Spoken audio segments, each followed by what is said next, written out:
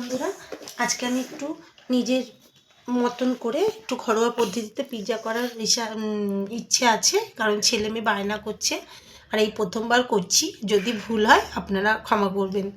এখানে 300 থেকে 350 মতন আমি আটা ময়দা মিশিয়ে নিয়েছি।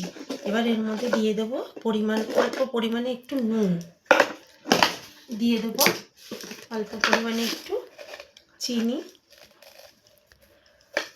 আর দিয়ে দেবো হাফ চামচের মতন বেকিং পাউডার।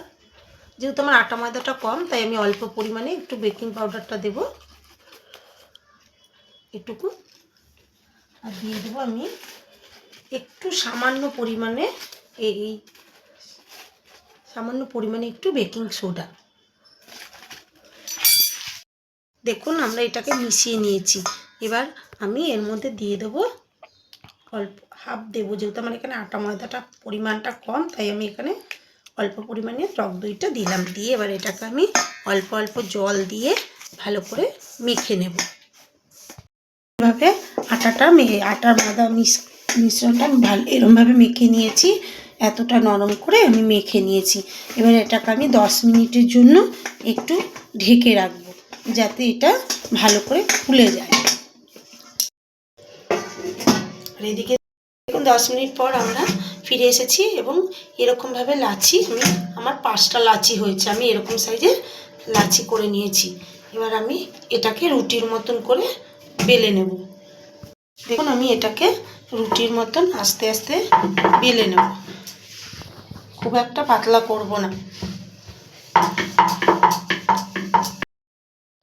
দেখুন থালার মধ্যে আমি তেল মাখিয়ে নিয়েছি ব্রাশ দিয়ে ভালো করে। এবার আমি এর মধ্যে যে রুটিটা বেলে রেখেছিলাম, এর মধ্যে আমি রুটিটা বসিয়ে নিলাম। বসিয়ে এর উপরে আমি একটু সস আর চিজ দিয়ে দেব। দেখুন এবার এটাকে আমি সসটা এরকমভাবে মাখিয়ে নিয়েছি। এবার আমি এর উপরে চিজ দিয়ে দেব।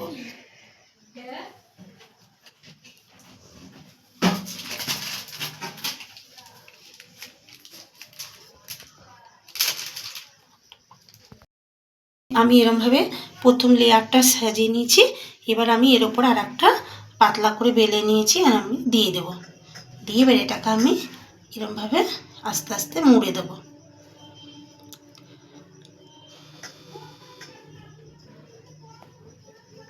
যাতে এটা খুলে না যায়।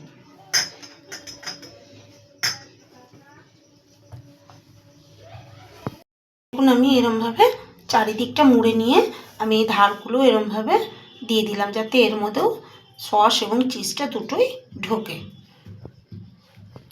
আর আমি এর উপরে আর একবার দিয়ে দেবো।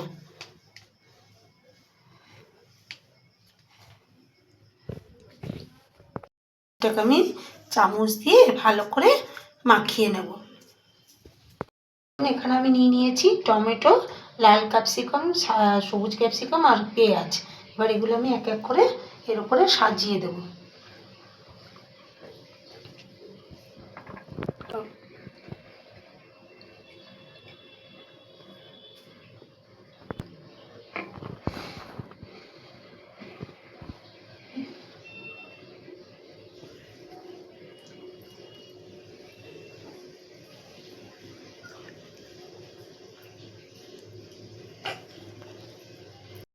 আমি একে একে এগুলো সুন্দর করে সাজিয়ে দিচ্ছি।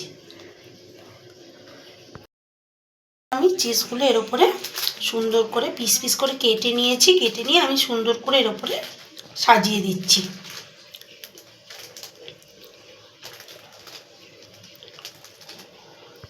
এটাকে সাজিয়ে নিয়েছি।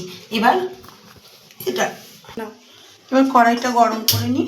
কিছুক্ষণ গরম করে নেওয়ার পর এর মধ্যে আমি এইটা বসিয়ে দেব।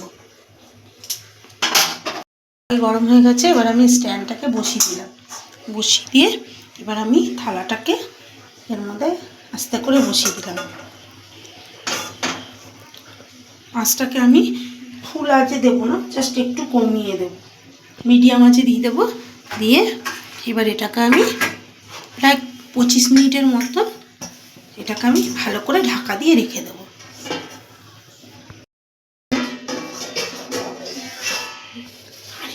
হবে। আমাদের পিৎজা রেডি হয়ে গেছে ঘরোয়া পদ্ধতিতে। এবার এটাকে আমরা নামিয়ে নেব। আমাদের রেসিপি রেডি হয়ে গেছে। এরমভাবে আমি ঘরোয়া পদ্ধতিতে করেছি, আপনারাও করে দেখবেন, আশা করি ভালো লাগবে। জোর 20-25 মিনিট আমি রেখেছিলাম। ভালো লাগলে একটা লাইক এবং সাবস্ক্রাইব করে দেবেন। ভালো থাকবেন, সুস্থ থাকবেন, দেখা হবে পরের একটি রেসিপি নিয়ে।